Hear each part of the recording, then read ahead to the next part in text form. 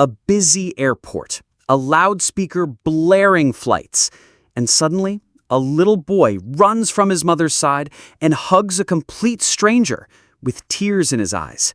The man freezes. The crowd watches.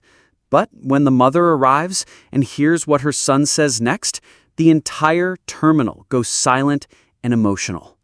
The airport was packed. Trolleys rolled by. Flight announcements echoed overhead, and people rushed past each other, barely noticing the faces around them. Among the crowd was 6-year-old Aiden, holding tightly to his mother's hand. They were on their way home after visiting his grandmother. Nothing unusual, just another flight. But Aiden had been acting strange since they arrived at the gate. He kept looking around, eyes scanning people like he was searching for someone. His mom, Julia, tugged his hand. "Come on, sweetie, we're boarding soon." Suddenly, Aiden stopped. His eyes locked on to a tall man standing near Gate 9. The man wore a simple jacket, carried a worn leather bag, and looked exhausted. He wasn't smiling. He stood alone. Without warning, Aiden let go of his mother's hand and ran. "Aiden!" Julia called out, startled. But the boy didn't stop. People turned their heads as the little boy rushed across the gate area and threw his arms tightly around the stranger's waist. He buried his face in the man's jacket and whispered something no one could hear. The man froze. The crowd watches. But when the mother arrives and hears what her son says next, the entire terminal goes silent and emotional. The man sat back on his heels and slowly exhaled, as if releasing a decade of pain. He had a son. He never met him either. The words hung in the air. The stranger introduced himself. David, a former soldier. He had returned from deployment years ago only to find out that his girlfriend had moved, changed numbers, and never told him she was pregnant.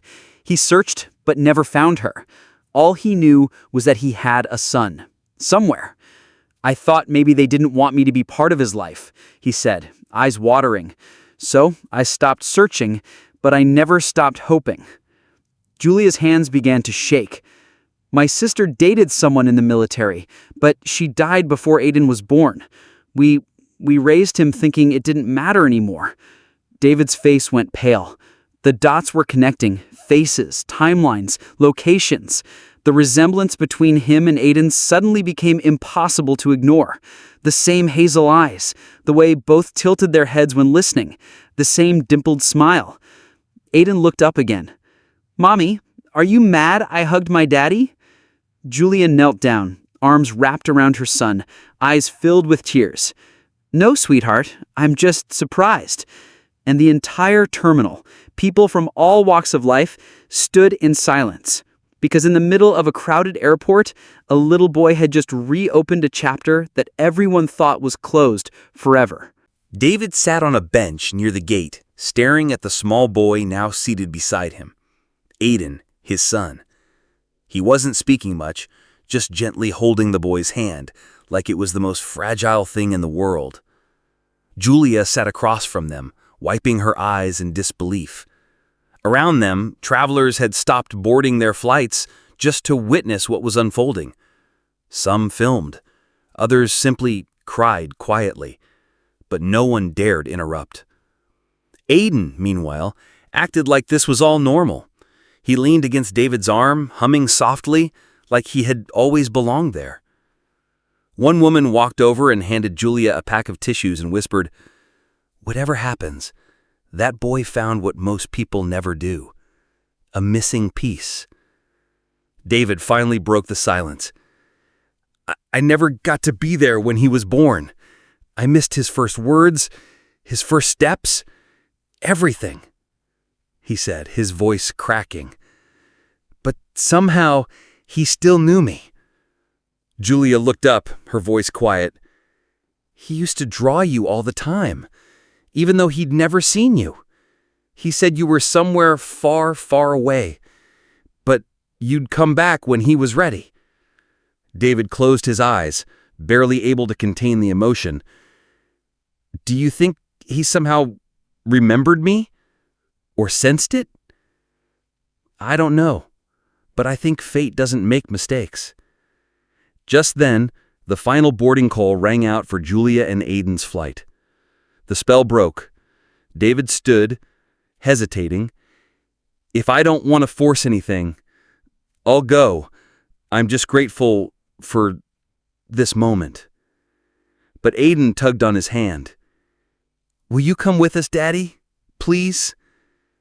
Julia looked at David, really looked at him. And in that second, every judgment, fear, and hesitation melted. She gave a small nod. David didn't hesitate. He grabbed his worn leather bag and walked with them toward the gate.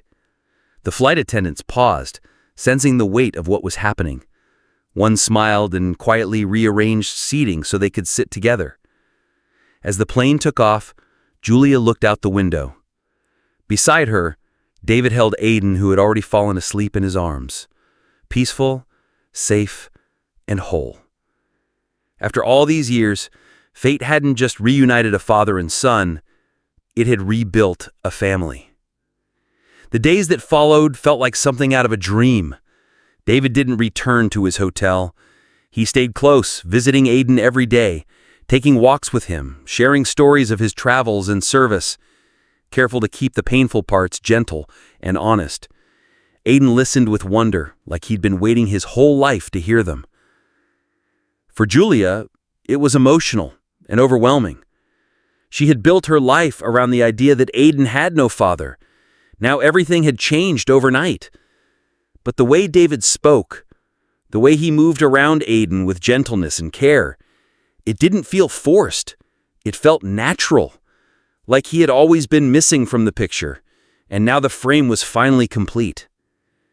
Within weeks, the DNA test confirmed what everyone already knew in their hearts. David was Aiden's father.